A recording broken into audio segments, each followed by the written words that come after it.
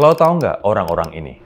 Bill Clinton, Donald Trump, Prince Andrew, Kevin Spacey, banyak CEO, akademisi terkemuka, selebriti Hollywood ada di daftar ini. Mereka punya satu kesamaan, terhubung dengan satu orang. Satu orang yang tahu apa yang mereka lakukan di balik pintu tertutup. Nama orang itu Jeffrey Epstein. Miliarder misterius yang punya pulau pribadi, jet pribadi, rumah mewah di Manhattan, dan akses ke rahasia-rahasia kelam dari orang-orang paling berkuasa di dunia. Belum lagi dugaan dia yang terhubung erat dengan intelijen Israel. 2019 dia akhirnya berhasil ditangkap FBI, tapi ditemukan mati gantung diri di penjara sebelum kasusnya sempat disidang. Keputusan resminya bunuh diri. Tapi guys, sampai sekarang masih banyak yang nggak percaya. Disinyalir terlalu banyak orang kuat yang bakal jatuh kalau Epstein buka mulut. Ini bukan cerita konspirasi, ini tentang guru matematika yang tiba-tiba jadi miliarder, tiba-tiba punya koneksi ke orang-orang paling berkuasa, dan tiba-tiba jejaknya berusaha dikubur dalam-dalam lewat kematian misterius dalam sel penjara. Apa yang sebenarnya terjadi? Gue bahas selengkapnya di Room for Improvement.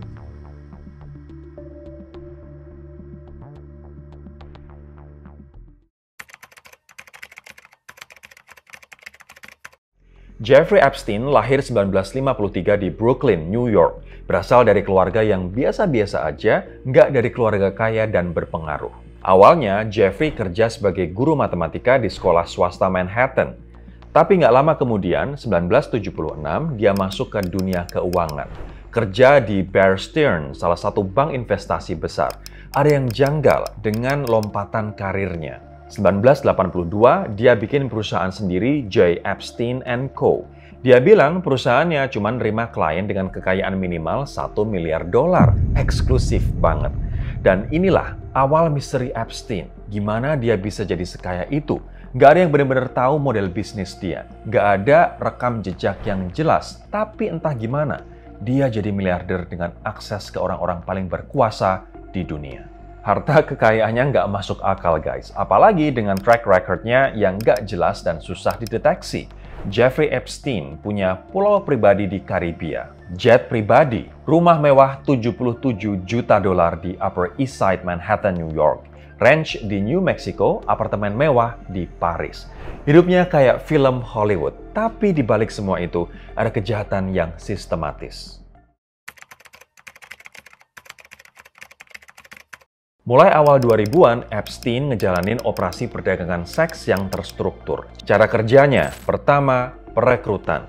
Dia dan komplotannya, terutama Ghislaine Maxwell, nyari gadis-gadis muda, biasanya usia 14-17 tahun, dari keluarga kurang mampu atau broken home. 2. Grooming dan manipulasi. Mereka dijanjiin uang, pekerjaan, bahkan beasiswa sekolah. Mereka nggak sadar dijebak sama Jeffrey. Di grooming untuk kemudian disuruh ngelakuin apapun yang dia mau. 3. Pelecehan. Mereka kemudian dibawa ke rumah Epstein di Manhattan, Palm Beach, pulau pribadi, atau tempat yang lain. Di sana, mereka dipaksa melakukan tindakan seksual dengan Epstein. 4. Siklus perekrutan. Korban dipaksa buat ngebawa teman-teman mereka. Jadi siklus terus berulang, nggak pernah berakhir. Ini bukan cuma 1-2 korban guys. Puluhan bahkan ratusan perempuan jadi korban selama bertahun-tahun. Salah satu korban paling vokal, Virginia Giuffre, bilang dia dipaksa melakukan tindakan seksual dengan orang-orang berkuasa yang datang ke properti Epstein, termasuk Prince Andrew. Nah, yang bikin makin serem, semua ini terjadi secara sistematis. Ada jadwal, ada catatan penerbangan dari jet pribadinya, ada staf yang bantu operasi ini. Dan satu lagi yang penting, banyak orang yang tahu, tapi diam. Karena Jeffrey Epstein pernah ditangkap pada 2005 dan sangat bisa diganjar penjara seumur hidup. Tapi yang terjadi, dia lolos dengan mulus. Sebelum ditangkap dan meninggal pada 2019, Jeffrey Epstein pernah ditangkap atas tuduhan perdagangan seks secara terstruktur. Tepatnya pada 2005, orang tua salah satu korban lapor ke polisi Palm Beach, Florida. Investigasi dimulai, disusul bukti kuat berupa kesaksian puluhan korban dengan testimoni yang konsisten, serta bukti-bukti fisik di rumah Epstein. FBI terlibat dan kasus ini bisa bikin dia masuk penjara seumur hidup. Tapi, putusan pengadilan mind-blowing. Nggak bisa dinalar. Jaksa Federal Alex Acosta yang kemudian jadi Menteri Tenaga Kerja di pemerintahan Trump ngasih kesepakatan pembelaan ke Epstein.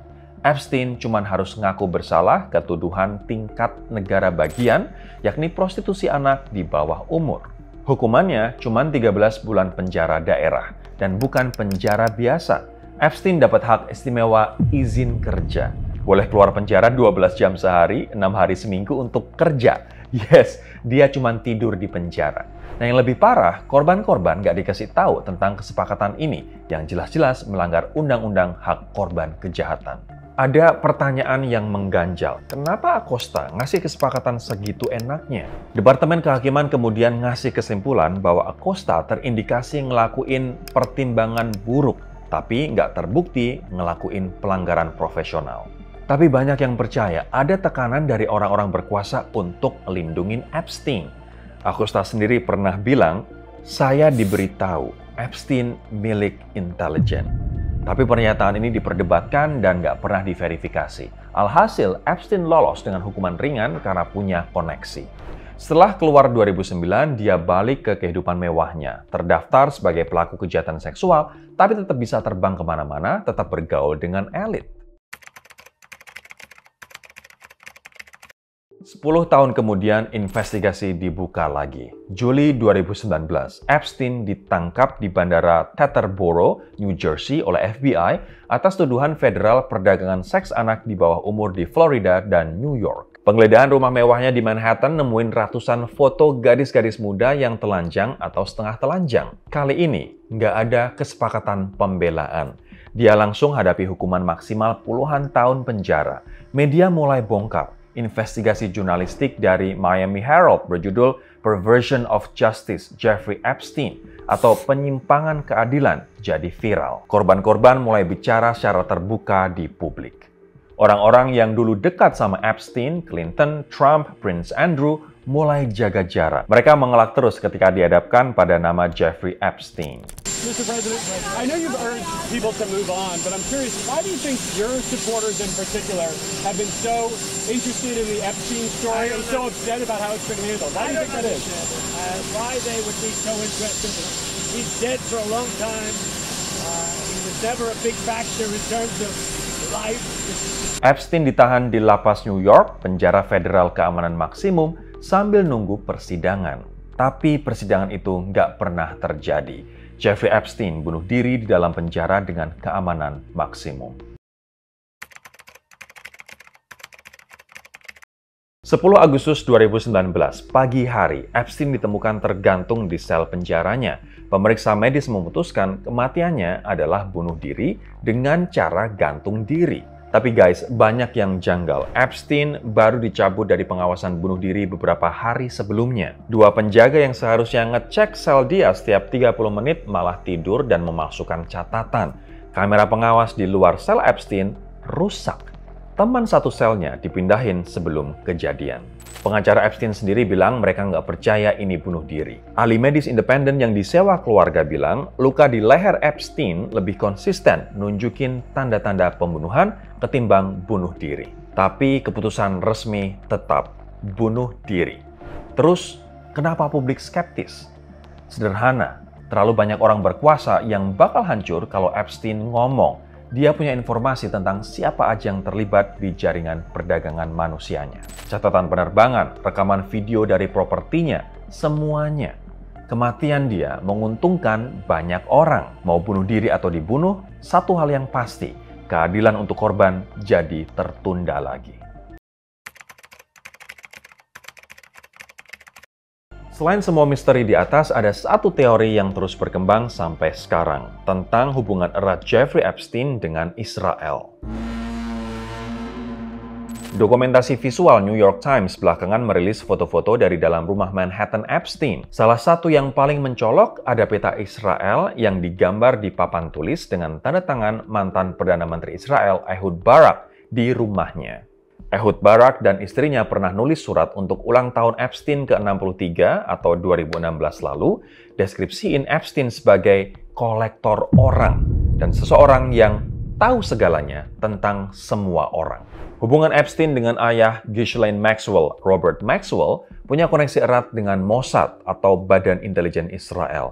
Robert Maxwell meninggal pada tahun 1991 dalam keadaan misterius, jatuh dari kapal pesiar di dekat Kepulauan Kanari. Dia dimakamkan di Bukit Zaitun, Yerusalem, dan banyak anggota komunitas intelijen Israel hadir di pemakamannya. Ada kesamaan yang mencolok antara kematian Robert Maxwell 1991 dan kematian Jeffrey Epstein 2019. Keduanya dianggap bunuh diri, tapi penuh dengan pertanyaan. Beberapa jurnalis dan analis ungkapin bahwa Epstein mungkin menjalankan operasi intelijen untuk Israel.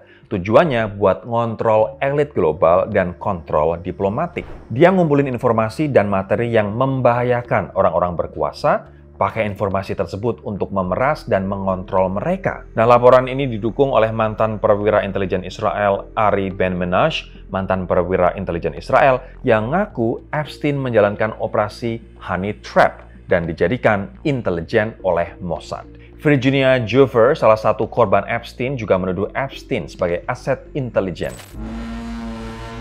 Indikasi dari Alex Acosta saat menjabat Jaksa Federal AS di Florida pada 2008, Alex Acosta memberikan kesepakatan pembelaan yang sangat ringan kepada Epstein. Nah, dalam artikel Newsweek, Acosta kemudian bilang bahwa kami melakukan apa yang kami lakukan karena Epstein harus masuk penjara.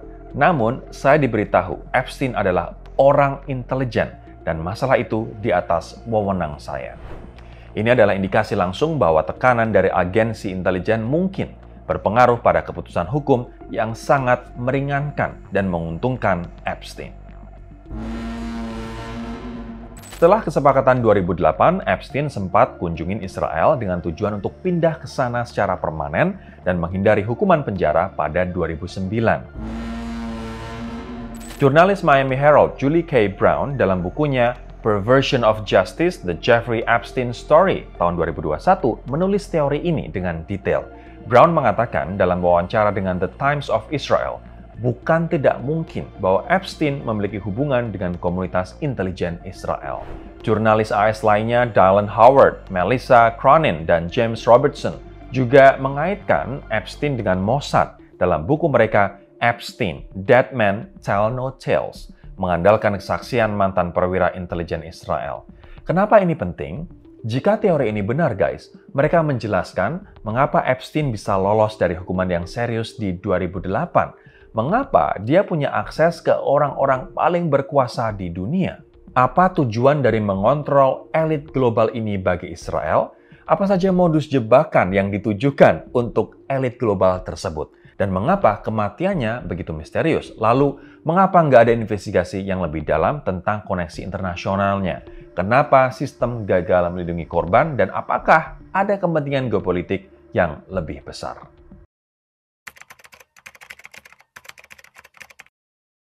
Walaupun Epstein udah mati, kasusnya belum selesai. Ghislaine Maxwell, tangan kanan Epstein, orang yang merekrut banyak korban, ditangkap Juli 2020.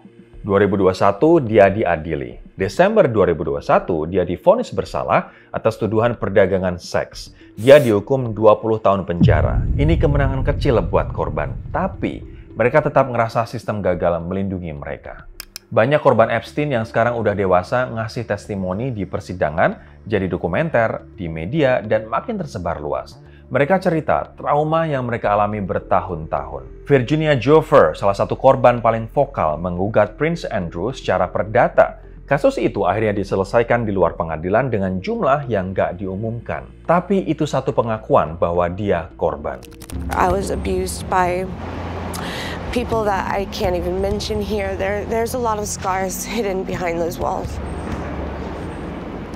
Banyak korban yang masih berjuang buat keadilan dan yang paling penting buat pengakuan bahwa mereka adalah korban. Kasus Epstein bukan cuma tentang satu predator atau konspirasi. Ini tentang sistem yang gagal. 1. Kekayaan dan kekuasaan membeli kekebalan hukum. Epstein bisa lolos selama bertahun-tahun karena dia punya uang dan koneksi. Dia nyewa pengacara-pengacara terbaik. Dia punya akses ke orang-orang yang bisa mempengaruhi sistem. Sementara korban, gadis-gadis muda dari keluarga berantakan yang nggak punya sumber daya untuk melawan. Korban Epstein ngomong bertahun-tahun sebelumnya, tapi banyak yang nggak dipercaya. Nah, kita harus ciptain budaya yang mana korban bisa bicara tanpa takut disalahkan atau nggak dipercaya, guys. 2. Budaya menyalahkan korban. Banyak korban awalnya nggak bicara karena takut nggak dipercaya. Apalagi waktu itu banyak yang nyalahin korban. Bilang mereka nyari uang atau peserta sukarela. Padahal mereka anak-anak yang dimanipulasi dan juga dieksploitasi oleh orang dewasa yang punya kekuasaan. Ada relasi kuasa yang timpang di situ. Anak-anak dan orang-orang rentan perlu perlindungan sistemik, bukan cuma hukuman setelah kejahatan terjadi, tapi pencegahan, pendidikan, kesadaran, dan struktur yang bikin pelaku kekerasan, apalagi predator, susah beroperasi. 3. Sistem hukum yang melindungi pelaku. Kesepakatan pembelaan 2008 adalah contoh sempurna gimana sistem bisa dimanipulasi. Korban nggak dikasih suara, pelaku yang punya pengacara mahal dan koneksi bisa dapat kesepakatan yang nggak masuk akal. 4. Budaya diam. Banyak orang yang tahu apa yang Epstein lakuin, staf, pilot jet, orang-orang yang datang ke pulaunya, tapi mereka diam. Karena takut, karena dibayar, atau karena nggak mau ngerusakin koneksi mereka. Salah satu alasan Epstein bisa beroperasi selama itu adalah karena banyak orang yang lebih suka mending pura-pura nggak tahu. Kita nggak bisa tutup mata sama kejahatan cuman karena pelakunya punya nama besar atau karena nggak nyaman. Sampai sekarang masih banyak pertanyaan yang belum terjawab, guys. Gimana Epstein dapat uangnya, terutama di awal karir? Siapa aja klien-klien dia yang sebenarnya? Siapa aja orang-orang yang terlibat di jaringan perdagangan manusianya? Apa yang sebenarnya terjadi di malam kematiannya? Kenapa sistem ngasih dia hukuman yang segitu lemah di 2008? Mungkin kita nggak akan pernah tahu jawaban sepenuhnya, tapi satu hal yang pasti, kejahatan Epstein bukan cuma soal satu orang jahat. Ini soal sistem yang memungkinkan orang jahat untuk berkembang dan soal budaya yang mentolerir kejahatan itu serta menyalahkan korban. Ini juga soal hak istimewa yang bikin orang kaya bisa lolos dari keadilan. Cerita ini adalah pengingat, kekayaan dan kekuasaan gak boleh jadi perisai dari pertanggungjawaban. Dan korban, terutama yang paling rentan, harus didengar dan dilindungi. Gimana menurut lo kasus Jeffrey Epstein? Share di kolom komentar.